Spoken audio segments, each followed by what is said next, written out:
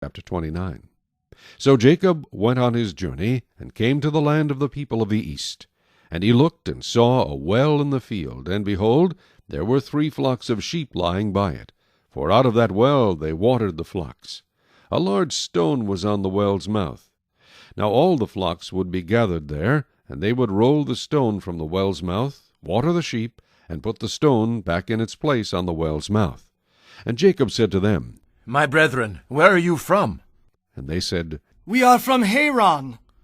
Then he said to them, Do you know Laban, the son of Nahor? And they said, We know him. So he said to them, Is he well? And they said, He is well. And look, his daughter Rachel is coming with the sheep. Then he said, Look, it is still high day. It is not time for the cattle to be gathered together. Water the sheep, and go and feed them.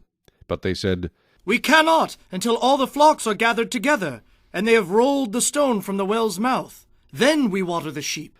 Now while he was still speaking with them, Rachel came with her father's sheep, for she was a shepherdess. And it came to pass, when Jacob saw Rachel, the daughter of Laban his mother's brother, and the sheep of Laban his mother's brother, that Jacob went near, and rolled the stone from the well's mouth, and watered the flock of Laban his mother's brother.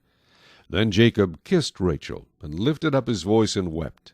And Jacob told Rachel that he was her father's relative, and that he was Rebekah's son.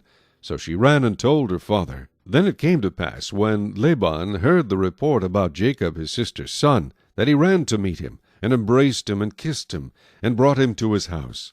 So he told Laban all these things. And Laban said to him, Surely you are my bone and my flesh. And he stayed with him for a month. Then Laban said to Jacob, Because you are my relative, should you therefore serve me for nothing? Tell me, what should your wages be? Now Laban had 2 daughters.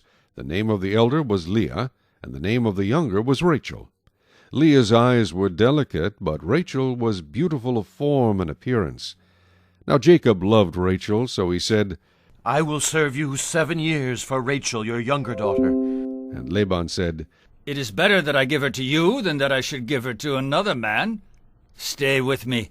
So Jacob served 7 years for Rachel, and they seemed only a few days to him because of the love he had for her.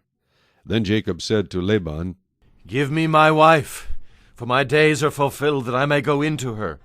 And Laban gathered together all the men of the place, and made a feast. Now it came to pass in the evening that he took Leah his daughter, and brought her to Jacob, and he went in to her. And Laban gave his maid Zilpah to his daughter Leah as a maid.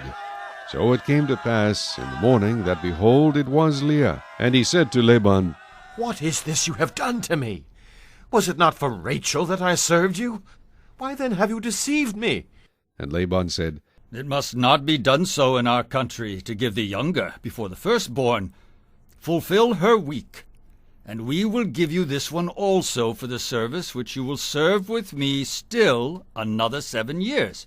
Then Jacob did so, and fulfilled her week. So he gave him his daughter Rachel as wife also. And Laban gave his maid Bilhah to his daughter Rachel as a maid.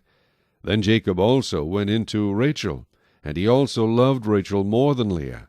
And he served with Laban still another 7 years. When the Lord saw that Leah was unloved, he opened her womb, but Rachel was barren. So Leah conceived and bore a son, and she called his name Reuben, for she said, The Lord has surely looked on my affliction.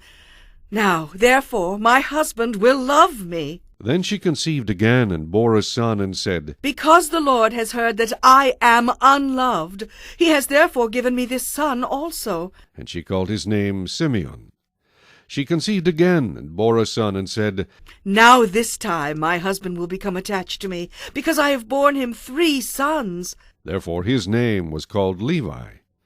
And she conceived again, and bore a son, and said, Now I will praise the Lord. Therefore she called his name Judah.